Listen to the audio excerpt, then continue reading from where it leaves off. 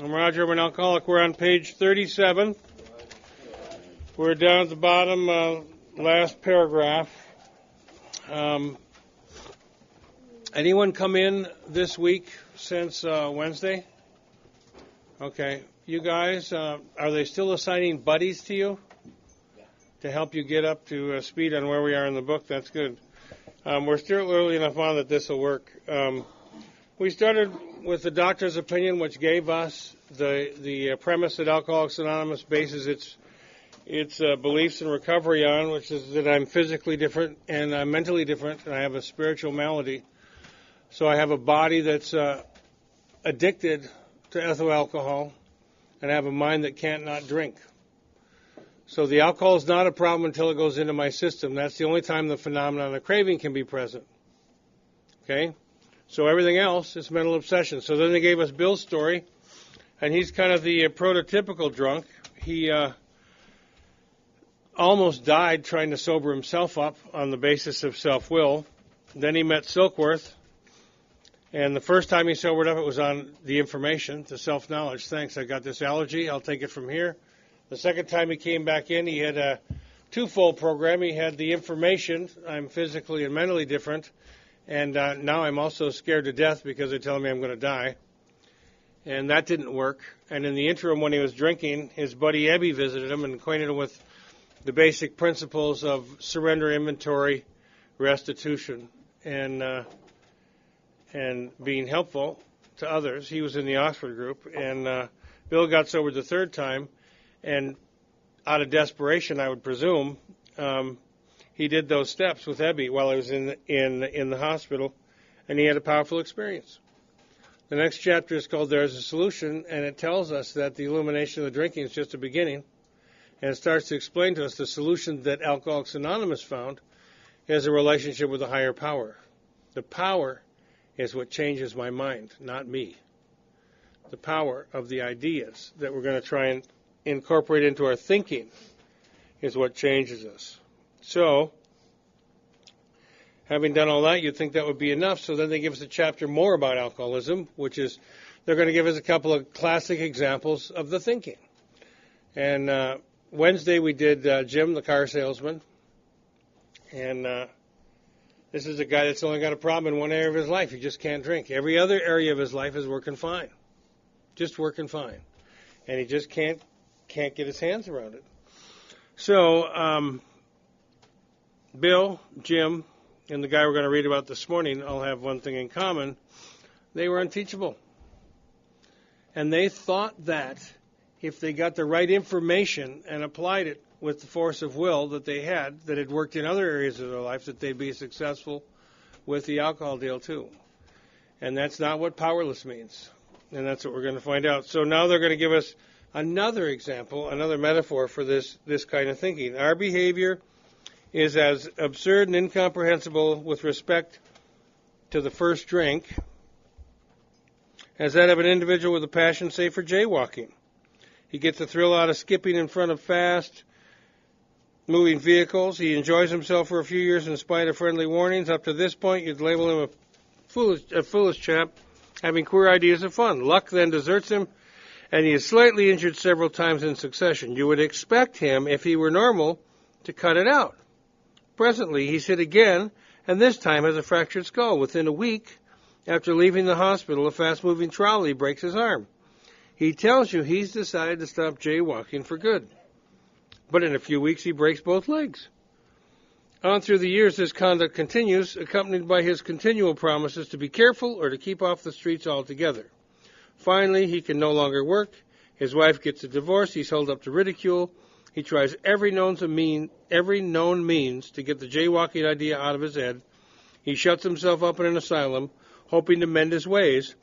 But the day he comes out, he races in front of a fire engine, which breaks his back. Such a man would be crazy, wouldn't he?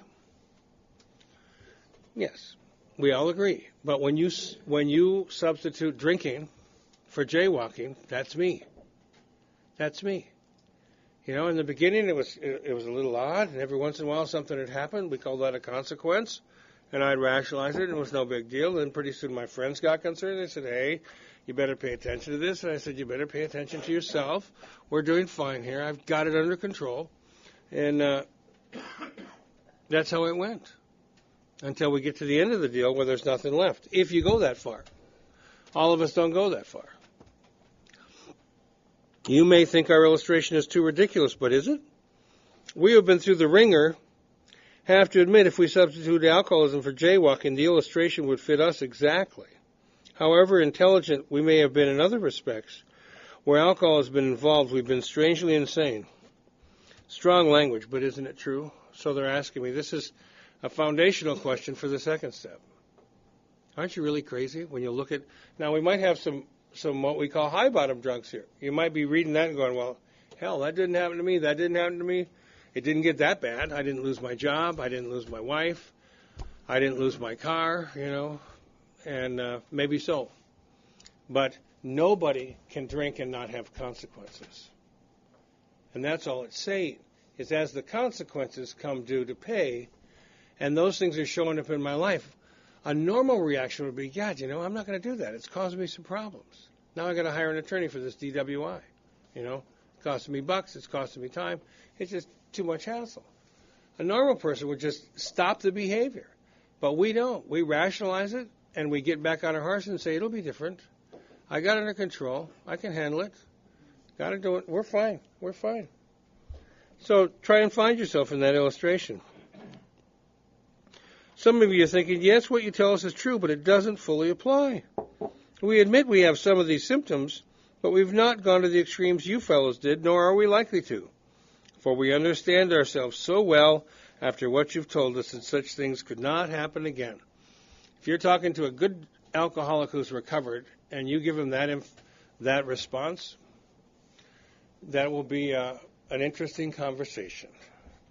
Because if you identify with this at all, you've got a problem. If you identify with it, period, you are the problem. It's got you. You're done. You don't end up in rooms like this by accident.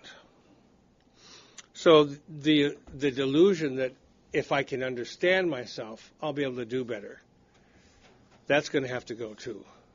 We do use our minds. We do use our intellect in this process. But that's not the healing part of it. That's the discovery part of it. We discover the problems, the flaws in our perceptions and our thinking and our attitudes. But when those change, it's not us that changes them. So, we've not lost everything in life through drinking, and we certainly do not intend to. Thanks for the information. I love that. Thanks for the information. That may be true of certain non-alcoholic people who, though drinking foolishly and heavily at the present time, are able to stop or moderate, because their brains and bodies have not been damaged as ours were. So, back again, if you can stop, try some controlled sobriety, try some controlled drinking. If you can moderate, you're probably not an alcoholic. But the actual or potential alcoholic, with hardly an exception, will be absolutely unable to stop drinking on the basis of self-knowledge. And if you're like me, some of you just read that and said, well, I'm probably the exception. Well, you'll find out. Your experience will tell you if you're the exception. I wouldn't count on it. It says with hardly an exception. So this is a point we wish to emphasize and reemphasize, to smash home upon our alcoholic readers as it has been revealed to us out of bitter experience. Let's take another illustration. So again, there's a reiteration there. This is a book of experience. May not be yours. It's certainly not for everybody. But if you're an alcoholic, if you're someone with a drinking problem, and you want to get over it, this is a good place to start. So another example. Fred is a partner in a well-known accounting firm. His income is good. He has a fine home. He's happily married, the father of promising children of college age. He has so attractive a personality that he makes friends with everyone. If ever there was a successful businessman, it's Fred. To all appearance, he is a stable and well-balanced individual. Yet he's alcoholic. Again, another example like Jim. This guy doesn't seem to have any problems at all. Yet, he's an alcoholic. We first saw Fred about a year ago in a hospital where he'd gone to recover from a bad case of jitters. That's what you have when you don't want to be an alcoholic. You have jitters. You have nervous conditions. You have stress. You have anxiety. You might need a little medication for that. You might even get hospitalized for that. My dad used to go in about every 12 to 16 months for a little oil change. He'd just go in for his nerves. For his nerves. And, they'd dose him and therapize him and give him a break and get him back on his feet, and he'd be fine for a while. So they first ran into Fred when he was coming out of the hospital. It was his first experience of this kind, and he was much ashamed of it. Far from admitting he was an alcoholic, he told himself he came to the hospital to rest his nerves. The doctor intimated strongly that he might be worse than he realized. For a few days he was depressed about his condition. He made up his mind. Nice. He made up his mind to quit drinking. It never occurred to him that perhaps he could not do so, in spite of his character and standing. Never occurs to us. I mean, this idea that I'm powerless is the last idea that occurs to me in the run. It would never occur to me. The other one that rarely occurs to me is you might be wrong. I made decisions when I was 12 and 13 years old that shaped the rest of my life, and it never once occurred to me that you may be wrong. Not at all. It was my decision. It was my conclusion. It was my mind, and I was going with it. So, why should I fail at this? I've succeeded at everything else. That's what Fred's saying. Fred would not believe himself an alcoholic, so he couldn't take the first step, much less accept a spiritual remedy for his problem, so he couldn't take the other 11. We told him what we knew about alcoholism. He was interested and conceded that he had some of the symptoms. But he was a long way from admitting that he could do nothing about it himself. He was positive that this humiliating experience, plus the knowledge he had acquired, would keep him sober the rest of his life. Self-knowledge would fix it. That's a theme that runs through all these guys, isn't it? Bill, Jim, Roland, Fred, Roger, everybody. That's our idea, So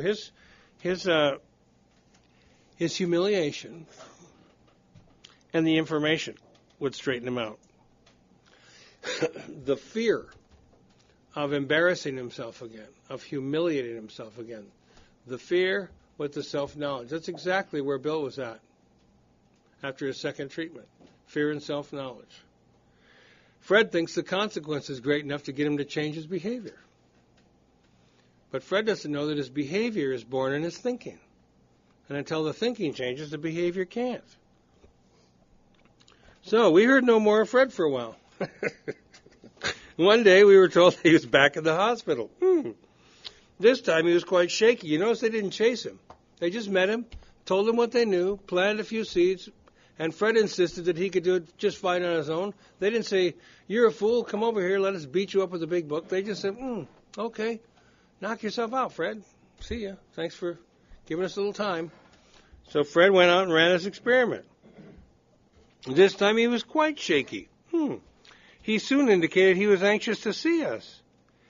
The story he told is most instructive, for here was a chap absolutely convinced he had to stop drinking, who had no excuse for drinking, who exhibited splendid judgment and determination in all his other concerns, yet was flat on his back nevertheless. Had every good reason to stop, wanted to stop, couldn't stop. So let him tell you about it. I was much impressed with what you fellows said about alcoholism. I frankly did not believe it would be possible for me to drink again. I rather appreciated your ideas about the subtle insanity which precedes the first drink, but I was confident it could not happen to me after what I had learned. I reasoned I was not so far advanced as most of you fellows, that I had been usually successful in licking my other personal problems, and that I would therefore be successful where you men had failed. Seems logical, doesn't it? That's what he said. I reasoned. But he's reasoning with the mind that's creating the problem. So he's trying to fix what's broken with what has broken it. So his reasoning is flawed. He can't see it because it makes perfect sense to him. I reasoned I've been successful in everything else. I'll be successful in this. Here we go. I felt I had every right to be self-confident that it would only be a matter of exercising my willpower and keeping on guard. There's Fred's program. Willpower and keep the shields up. Willpower and keep the shields up. Be on the defense. Okay. And in this frame of mind, I went about my business and for a time all was well. I had no trouble refusing drinks, and he began to wonder, he began to think, if I had not been making too hard work of a simple matter. He started not being able to remember what it was like when he drank. One day I went to Washington to present some accounting evidence to a government bureau. I'd been out of town before during this particular dry spell, so there was nothing new about that. Physically, I felt fine. Neither did I have any pressing problems or worries. My business came off well. I was pleased and knew my partners would be too. It was the end of a perfect day, not a cloud on the horizon. These two examples, you remember the doctor's opinion? There's a little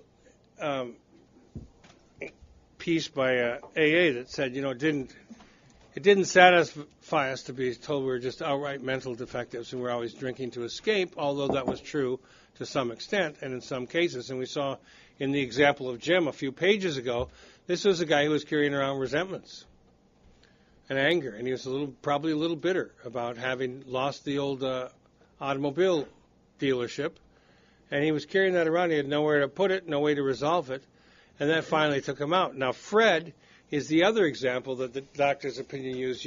They said, what about when everything's coming up aces? There is no problem. And the guy starts drinking. He's not drinking to escape. He's drinking to overcome this phenomenon of craving, which he can't. Okay? This is what's going to happen to Fred. So, I went to my hotel and leisurely dressed for dinner. A successful day. A perfect day. As I crossed the threshold of the dining room, the thought came that it would be nice to have a couple of cocktails with dinner. That was all. Nothing more. The thought came. You notice you don't have any control over your thinking? You can't predict what thought's going to pop into your head next. So that's not what the defense is. The deal is, how do I deal with my thoughts when they appear? What thoughts am I going to encourage and what thoughts am I going to discourage? What am I going to accept? What am I going to reject? What am I going to feed? That's what's going to grow. And what am I going to ignore? That's what's going to starve. Okay? So the thought comes to him, a couple of cocktails. That was all, nothing more. I ordered a cocktail in my meal. Then I ordered another cocktail. After dinner, I decided to take a walk. No kidding. If I ran that experiment, I want to make sure I was still okay. Take a little walk. Beautiful night in Washington. Just had a couple of cocktails with dinner. Everything's fine, Fred. Yes, it is. Just calm down. We're good. Well, we're good. Just walk down here and come back. Fine. When I returned to the hotel, it struck me. The thoughts have a little more power. It struck me. A highball would be fine before going to bed. Yes, indeed. So I stepped into the bar and had one. I remember having several more that night and plenty the next morning. I have a shadowy recollection of being in an airplane bound for New York and of finding a friendly taxicab driver at the landing field instead of my wife. The driver escorted me about for several days. I know little of where I went or what I said and did. Then came the hospital with unbearable mental and physical suffering. So the phenomenon of craving kicked in, and Fred just went off the end of the dock. Sounds like he had a little bit of a blackout problem, too. So as soon as I regained my ability to think, I went carefully over that evening in Washington. Not only had I been off guard, I had made no fight whatever against the first drink. This time, I had not thought of the consequences at all. So his two-step program failed him. Apply your willpower and be on guard. Be on the defense. Failed him completely. I had commenced to drink as carelessly as though the cocktails were ginger ale.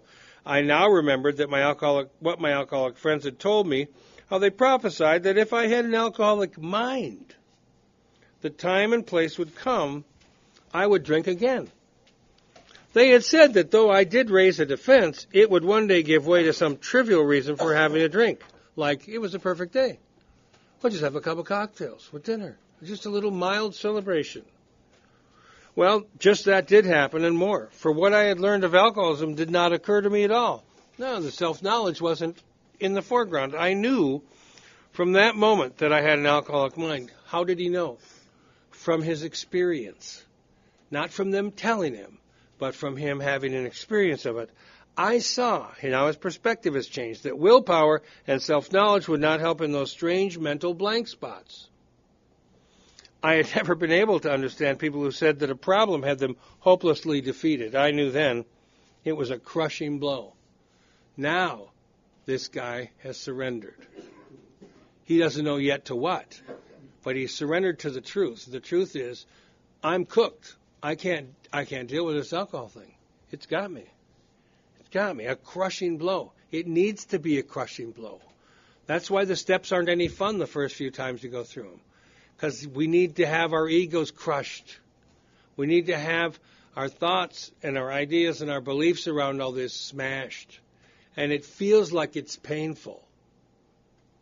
But it's really not painful. It ends up being liberating. What it's painful for is the alcoholism, because it fights for its life. And it fights for its life in your mind, in your thinking. This is crap. We don't need to do this. This is the difference between knowledge about and knowledge of. These guys talking about self-knowledge have a lot of knowledge about. We can study books, we can study maps, and we can learn an infinite number of details about the coastline of Florida. But it's an entirely different thing when I walk the coastline and I have an experience of it. That's what these guys are saying. This information is of no use till it becomes your experience. It doesn't matter what you can quote. I saw DJ's list of third steps, Third step in 15 minutes, we're just cha-ching, cha-ching, cha-ching. That's nice. And I'm not knocking it. I'm just saying, if you haven't come to that conclusion and you don't have a concept that works, taking the step with anyone is not going to have any significance. You can just say, check, I did my third step. And then you can fill out your forms and go, check, I did my fourth step. But this recovery thing is an internal shift, and it has to happen at depth. So it's good to get introduced to the process, but don't be surprised if you do a little repetition. 2 of the members of Alcoholics Anonymous came to see me. They grinned. They're going, thank God I'm not you. Hello, smarty. Yeah, which I didn't like so much. And then asked me if I thought myself alcoholic and if I were really licked this time. That's great. Are you an alcoholic, or do you want to do anything about it? I had to concede both propositions. Then they piled on me heaps of evidence to the effect that an alcoholic mentality, such as I had exhibited in Washington, was a hopeless condition. They cited cases out of their own experience by the dozen. This process of them witnessing to him snuffed out the last flicker of conviction that I could do the job myself. That idea's got to go. So the question embedded in this is, what program are you working? What program were you working before you got here? What program are you working now? Because everybody in this room is working a program. Everybody in this room has got an idea how life works and how they work it. That's your program. And what we need to come to is the conclusion that it's not working. It hasn't worked. It's only getting worse. It's never going to work. I need a new set of instructions. Then they outlined, another note to this,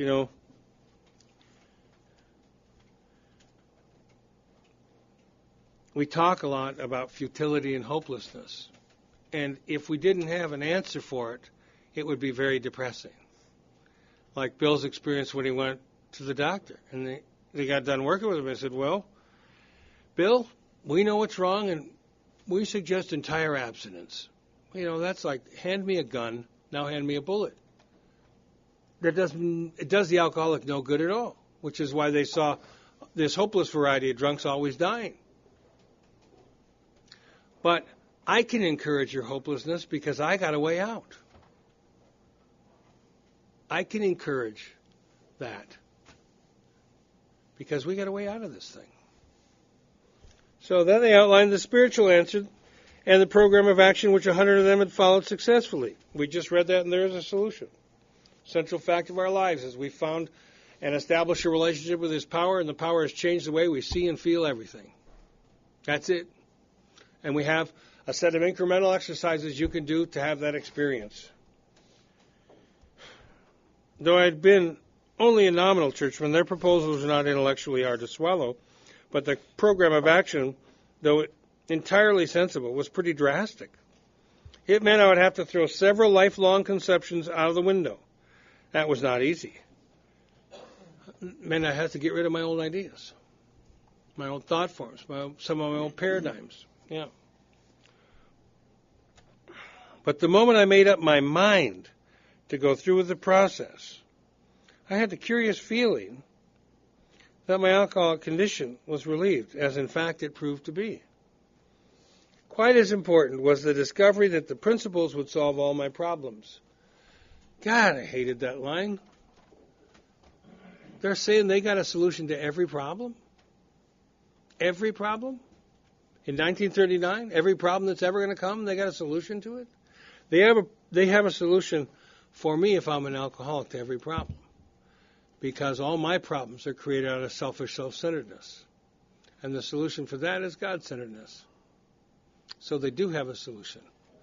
I tend to want to think all my conditions and all my situations and all my ideas are unique to me. And after you get well and you start hearing fifth steps, and after about the sixth one, you'll realize we're so much the same, it's frightening.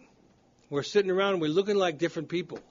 But boy, when you hear our stories, when you hear our interiors, we're all the same. We're scared. We're pissed off. We hurt people we don't mean to hurt. We use people.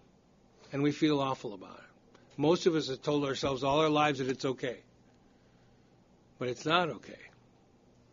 So we get down to the root of what's bothering us. So I have since been brought into a way of living infinitely more satisfying and I hope more useful than the life I lived before.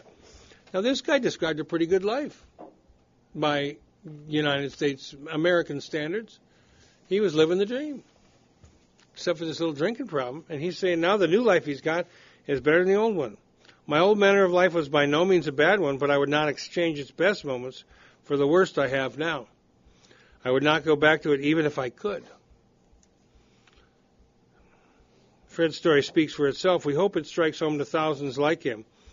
He had felt only the first nip of the ringer, so this isn't a guy that went all the way down. Most alcoholics have to be pretty badly mangled before they really commence to solve their problems. Why is that? Because the primary motivator for us is pain. And until I'm in so much pain, I'm willing to change the behavior won't change. I won't become teachable. I won't even become open to my options. And then once you get inside this thing, you realize the pain is caused by holding on to the old ideas. Your alcoholism, your ego is holding on to the old ideas, which is what's causing the pain. When you get into the steps, there's no pain in the steps. Look at the steps. They're all based in love. They're all based in supporting me, in making me comfortable, in making me joyous, in making me free. How can that hurt? So, badly mangled or not, you have to become teachable. Many doctors and psychiatrists agree with our conclusions. One of these men, staff member of a world-renowned hospital, recently made this statement to some of us. What you say about the general hopelessness of the average alcoholic's plight is, in my opinion, correct. As the two of you men, whose stories I have heard, there is no doubt in my mind that you are 100% hopeless apart from divine help. You are beyond human aid. You are beyond anything medicine and science could do for you. Had you offered yourselves as patients at this hospital, I would not have taken you if I'd been able to avoid it. People like you are too heartbreaking. Though not a religious person, I have profound respect for the spiritual approach in such cases as yours. For most cases, there is virtually no other solution. Once more, the alcoholic at certain times has no effective mental defense against the first drink. I bet everyone in this room has an experience of that. I wasn't going to drink, and I ended up drinking. I wasn't going to do that again. I ended up doing that again. I said I was going to stop, and I didn't stop. Except in a few rare cases, none of which are sitting in this room, neither he nor any other human being can provide such a defense. His defense must come from a higher power. Not God, not Allah, not Buddha, not Jesus Christ, just a higher power. So if you got a problem with the common descriptions of God, you can use your own description of God. But the conclusion is, I am not going to get over on this thing unless I get some help from a power greater than me, from a power, my power, plus some additional power. And if I choose the power, say, of negative, I could choose the power of sex. I could choose the power of money. I could choose the power of pornography. I could choose the power of something else, some other form of manipulation. I could choose that, and I could try and stay sober just doing that. You know, I'll get rid of this bad habit, but I'll keep these. You know, it won't work. It will not work that way.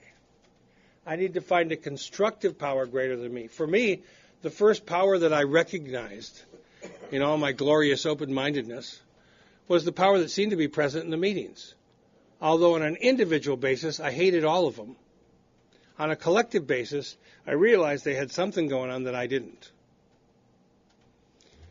And so the power of the group represented, for me, that mystery. It just was a mystery. It had to be a mystery. I had so much prejudice, and I was so closed-minded that it just had to be a mystery for me. And that's how I started, but we will all come to this in our own way, or we won't stay. So now, it goes on and on.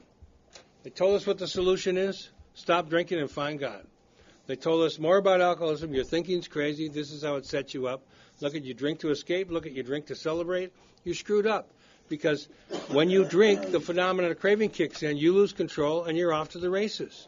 And then a whole host of things happen that you didn't have planned. Called consequences. No one ever comes back from relapse and goes, hey, just want to report my income went up 35%. You know, I got her back. I got drunk and I got her back. And they gave me back my driver's license. And I haven't had a car wreck in, 30 minutes. You know, that's not the report. The report is always, wow, it was rough. In fact, it was rougher. Our book says it always gets worse. It never gets better. I would say if we polled the group, if people were honest with themselves, that everyone would report that. From the time you started drinking till the time just before you got in here, did it get better or worse? I'm not talking about periods when it was okay or appeared to be manageable. I'm just saying from start to finish, is this what the plan was? I don't think so. I don't think so. And if I get a sense that what I have is progressing, that helps me with a little fear and desperation, you know. If I do have this thing and it's progressing and it's in my thinking, then it's progressing whether I'm drinking or not.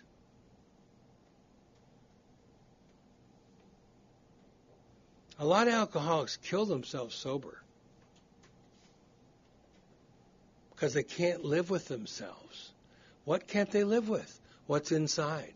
We got steps to clean up the inside and to put our mind on a different track.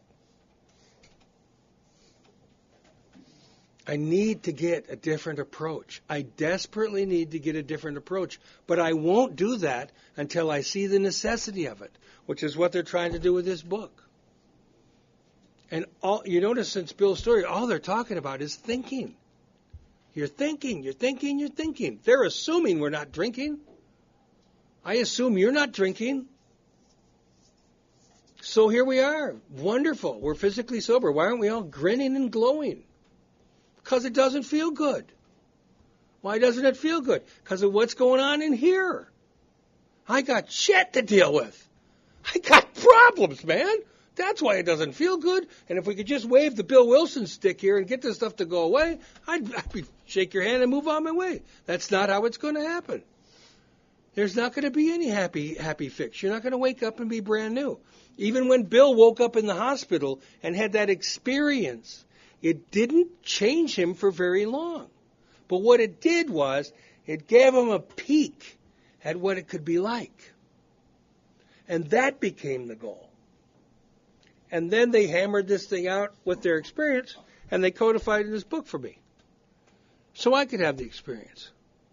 So you could have the experience. And you might have an argument that the book was written a long time ago. That's fine. But alcoholism hasn't changed at all. The verbiage might be different. That's why they have different guys coming in here doing these studies with you. Because what I'm trying to do is put this in a contemporary light, using my story and what I've learned, so it can help make sense to you. Because when you read this alone, very rarely does it make sense when you're new. And especially if you've been through multiple treatment experiences and you've had all your 4-step and 5th-step experiences, something's missing. Something's missing. It's a process. And if you don't complete the entire process, there's no way you can expect the predicted result. It's like baking a cake and leaving out half the ingredients because you're too busy. And then you bitch because it doesn't taste good. And I come in here, I do one of your 12 steps, and I bitch because your program doesn't work. I haven't followed the recipe. I didn't do the process. And I would sit around and say, this program sucks. And they'd say, why don't you try ours? And I didn't even get the joke. But they were telling me, you're not working the program. You're working your program. You got your little 1-step program. Wonderful for you. Don't get any on us, They weren't lining up saying, oh, God, would you help me? Yeah, right away. Help you in the nut board. So, chapter 4, we agnostics. Now we're going to address our arguments. More of our arguments. They've addressed some of our thinking and the way our perceptions, our approaches, and now we're going to get down to it, because most of us have serious reservations about this God idea. Not all of us, but most of us. And if you don't, that's fine. But, it's just as hard for a guy with deep religious conviction, because his head's going to tell him this is going to be a contradiction to my religion. I can't do this. It's not going to be a contradiction to your religion. It will enhance your religious experience. You don't have to drop any of those practices at all. But obviously, something new has to be incorporated into them because they were not sufficient to get me sober in the first place. That's why I work with ministers and priests. Guys standing in podiums preaching to the flock that don't believe a word they're saying because it's not alive for them. So we're trying to get it to come alive. So, in the preceding chapters, you've learned something of alcoholism, we hope. We hope we've made clear the distinction between the alcoholic and the non-alcoholic. So here it is again, summation. If when you honestly want to, you find you cannot quit entirely, is that me? Or if when drinking, you have little control over the amount you take, is that me? You're probably alcoholic. Now, the reason they say you're probably is for the same reason they've left these little doors open in these other statements, because they're not going to tell me I'm an alcoholic. So we're still in the part of the book where they're assuming the reader's trying to determine, am I alcoholic, am I not? So they're not going to tell you what to do. They're going to suggest, and they're going to explain what they've done. So they're saying you're probably alcoholic. What do you think? What do you think about those questions? Can't quit, can't stay quit. Start, can't stop. Is that me? If that be the case, you may be suffering from an illness which only a spiritual experience will conquer. That is an ugly sentence. In their experience, the only thing that got over on this was a personality change sufficient to bring about the recovery from their alcoholism, from the mental and physical state they arrived in. To one who feels he is an atheist or agnostic, that's someone who doesn't believe or someone who's not sure, such an experience seems impossible. But to continue as he is means disaster, especially if he's an alcoholic of the hopeless variety. To be doomed to an alcoholic death or to live on a spiritual basis are not always easy alternatives to face. And that's the point in the road we're at. Do you want to die drinking, or do you want to try this spiritual basis stuff, whatever that is? But it isn't so difficult. About half our original fellowship were of exactly that type. At first, some of us tried to avoid the issue, hoping against hope we were not true alcoholics. But after a while, we had to face the fact that we must find a spiritual basis of life or else. I wasn't fighting the thing about am I alcoholic or not. I was fighting the thing about do I have to find a God or not. And I fought it in the rooms of AA. I fought it all the years I was drinking. I had made a decision. There was no God, and nothing mattered, and everything. I was the cipher guy. And it's just a bunch of random crap happening, and hopefully you can get in the right place and get a little of the good stuff, a little frosting instead of a little stick in the mouth.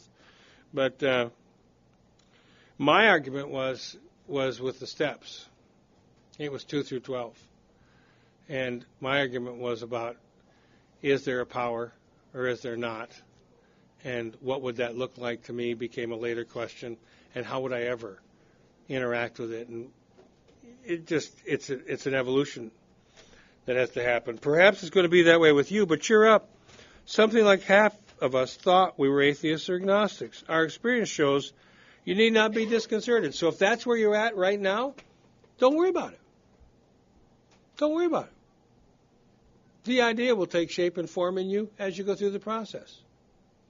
So, here's a couple great paragraphs. If a mere code of morals or a better philosophy of life were sufficient to overcome alcoholism, many of us would have recovered long ago. No kidding.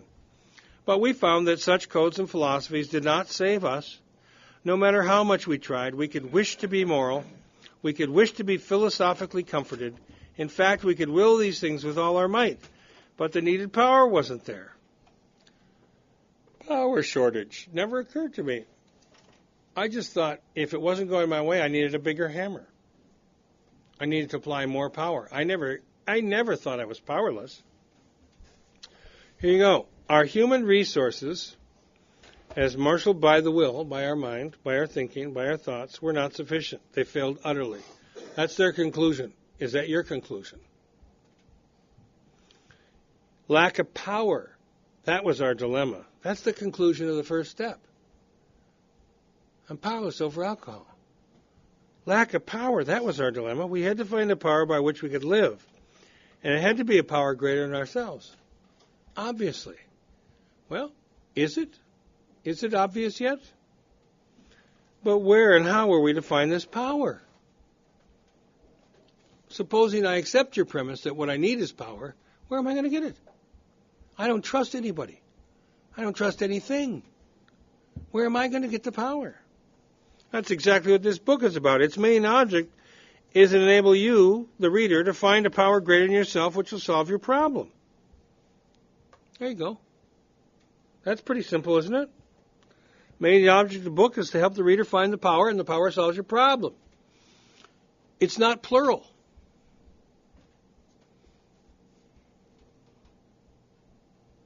I was 15 years sober before I sat down with a guy, a friend of mine out in Colorado, and we were talking about that. And he said, it's singular. And I read problem, but I thought problems. Because I thought of all my circumstantial, my situational things that I saw as problematic. No, what this book is saying is you have one problem. Any thought that separates you from God. Any thought that separates you from your recovery plan. Any thought that separates you from the steps or from moving forward. That's the problem. Your thinking. That means we've written a book which we believe to be spiritual as well as moral. And it means, of course, that we're going to talk about God. Here difficulty arises with agnostics. Many times we talk to a new man and watch his hope rise as we discuss his alcoholic problems and explain our fellowship. But his face falls when we speak of spiritual matters, especially when we mention God. For we've reopened a subject which our man thought he had neatly evaded or entirely ignored. We know how he feels. We have shared his honest doubt and prejudice. Some of us have been violently anti-religious. To others, the word God brought up a particular idea of him with which someone had tried to impress them during childhood. Perhaps we rejected this particular conception because it seemed inadequate. With that rejection, we imagined we had abandoned the God idea entirely. That was my experience. When I was 12 or 13 and I quit the church, I thought I quit the whole deal. Because I was failing the religious education classes. I wasn't going to become a member of the church anyway because I couldn't pass the God thing. They told me I was failing God, and I said, well, you can take your church and shove it. That's what you can do. And I left. And when I left, I was leaving the institution, but I also left the idea of God. And I just decided, okay, I'm an atheist. So here's one of my arguments. With the thought that faith and dependence upon a power beyond themselves was somewhat weak, even cowardly, so it's a wimpy idea, we looked at upon this world of warring individuals, warring theological systems, and inexplicable calamity with deep skepticism. Look at the mess the planet's in. If there's a God, why would that God allow this? One of my arguments. We looked askance at many individuals who claim to be godly. How could a supreme being have anything to do with it all? And who could comprehend a supreme being anyhow? Yet, in other moments, we found ourselves thinking when enchanted by a starlit night, who then made all this? There was a feeling of awe and wonder, but it was fleeting and soon lost.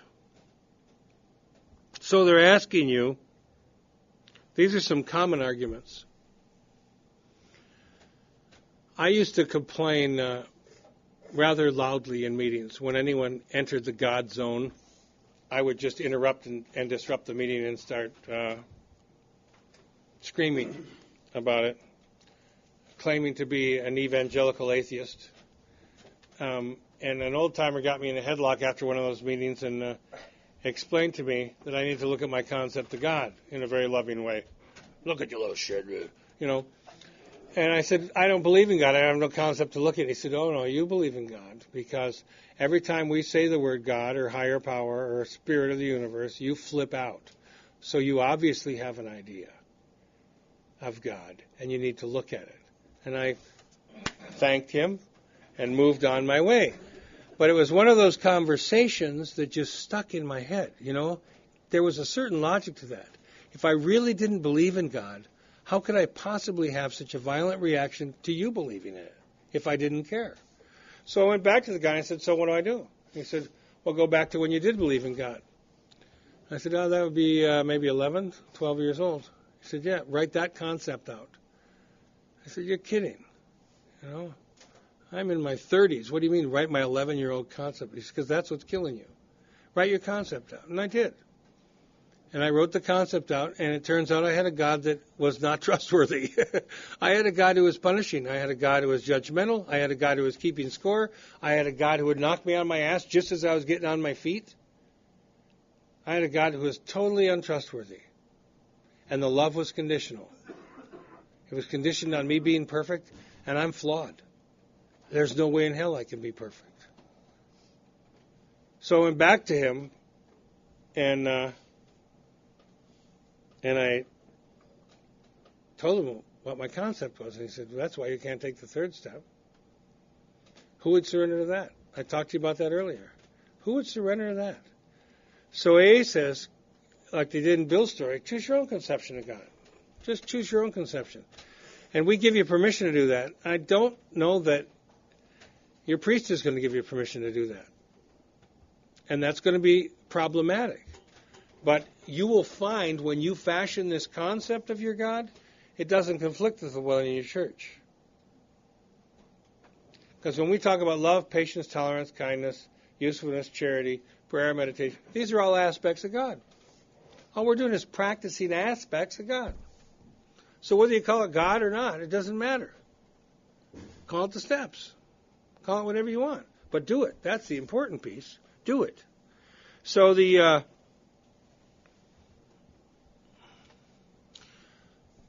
So I got to find a way to look at all these things that seem to be inequities, and that seem to be things that would be a conflict to the God idea, like this. Like more people have been killed in the name of God than anything else on the planet Earth. What is that about? You know? What did these babies do that are starving by the millions? What did they do to die? What is that about? What about AIDS? What about the plague? What about, if there's a God, what is all this? And one of the ways it was introduced to me was, the question isn't what kind of a God would allow that. It's what kind of people would allow that. Because all those things I described, we're doing to ourselves. And in my conception, God has given me free will. So I can channel that will constructively or destructively. I can be Mother Teresa or I can be Adolf Hitler. And it made sense because I was putting the blame for man's flaws and indiscretions onto the God idea. And that's what I was using for a disqualifier. So my concept had to change. And it did change, and it's changed, and it's still changing and evolving, but it's slowly over a period of time. I just got to have a way to get in the damn door. You don't have to know everything right now. You don't have to fully formed concept that has no holes in it. It just, read the next paragraph. Yes, we of agnostic temperament have had these thoughts and experiences. Let us make haste to reassure you. We found that as soon as we were able to lay aside prejudice, prejudging, and express even a willingness to believe in a power greater than ourselves, we commenced to get results, even though it was impossible for any of us to fully define or comprehend that power which is God. First off, you're never going to comprehend something that's infinite. But that aside, that's the qualifier for the second step. You don't have to believe in God. You have to be willing to believe in the possibility that that power exists. Whether you call it God or the steps or whatever you call it. It's just to believe in the possibility. That's pretty minimal. That's pretty damn minimal. But if you can't even do that, then we start from the beginning of the book and we read some more. Because you're not convinced. They're trying to get me ready to do a third step. So all of the stuff we've been reading is about, are you powerless over alcohol? Is your life unmanageable? Do you now believe, or are you willing to believe there's a power? And do you think that power could change your life? That's all, the only 4 questions we're trying to get in front of. And if the answer to all of those is still no, then we haven't made a connection. Maybe you're not alcoholic, or maybe you can't hear yet. So we keep reading. And now we're going through our arguments of this God idea. So, does anyone have any questions about that? The willingness to believe in the possibility. Does anyone have any questions? That step does not say, you now will believe in God. It says, we came to believe in a power greater than ourselves. That's all. Came in time. That's past tense. Anyone have any questions about that? Okay. Much to our relief. Is it hot in here today? I must be menopausal. Much to our relief, we discovered we did not need to consider another's conception of God. So everything I just told you about my God, you can blow off. It's a beautiful thing. Our own conception, however inadequate, was sufficient to make the approach and to effect a contact with Him. As soon as we admitted the possible existence of a creative intelligence, spirit of the universe, higher power,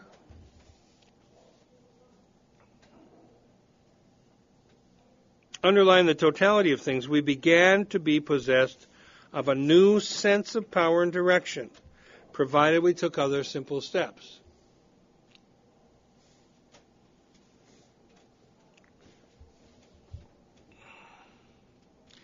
Do you notice how much they say we?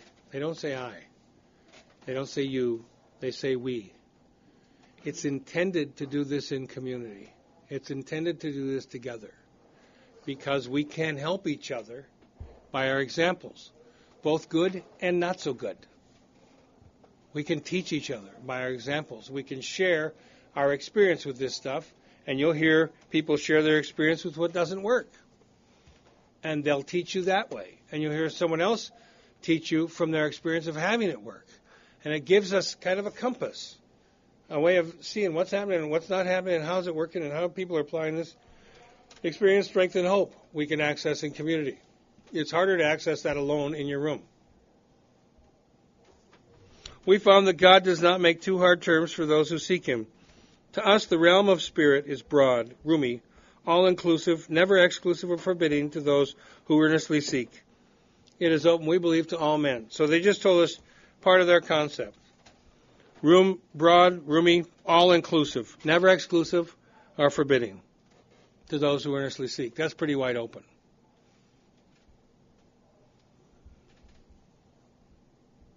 Pretty wide open. A common one is God is love. And in my concept, I would say God is the energy that is love. And some will say God is patience. God is the energy that informs patience. God is the energy that informs tolerance. God is in all of that, but is not that. Aspects of God. You need to find some things that make sense. But first you need to become willing to believe in the possibility. You need to be willing to get ready to let go of some ideas, some thinking you have about this area, because your thinking is choking you off to the solution. It's open, we believe, to all men. When therefore we speak to you of God, we mean your own conception of God. This applies too, which begs the question, what's your conception? What is your conception? I don't know is insufficient. I don't know is baloney. You do know. You have to look.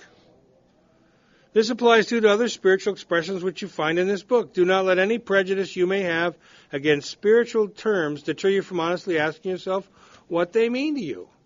At the start, this was all we needed to commence spiritual growth, to affect our first conscious relation with God as we understood Him. So all I got to do is become willing to believe in the possibility, willing to be willing. And I can commence, I can begin the journey.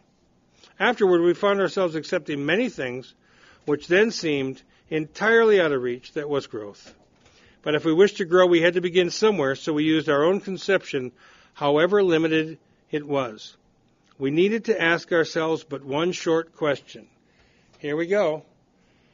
Step 2. Do I now believe, or am I even willing to believe there's a power greater than myself? There you go. Where are you at with that? They've been talking to you for 50 pages. Where are you at with the question? You need to know where you're at. You don't need to tell me or the guy next to you, but you need to tell you, where am I at with that question? As soon as a man can say that he does believe or is willing to believe, we emphatically assure him that he's on his way. It has been repeatedly proven among us that upon this simple cornerstone, a wonderfully effective spiritual structure can be built. And then they refer us back to the spiritual experience appendix again. That was great news for us, for we had assumed we could not make use of spiritual principles unless we accepted many things on faith which seemed difficult to believe. When people presented to us with spiritual approaches, how frequently did we all say, I wish I had what that man has. I'm sure it would work if I could believe, or I could only believe as he believes, but I cannot accept as surely true the many articles of faith which are so plain to him. So it was comforting to learn that we could commence at a simpler level. All right, smoke, come back at 10 after.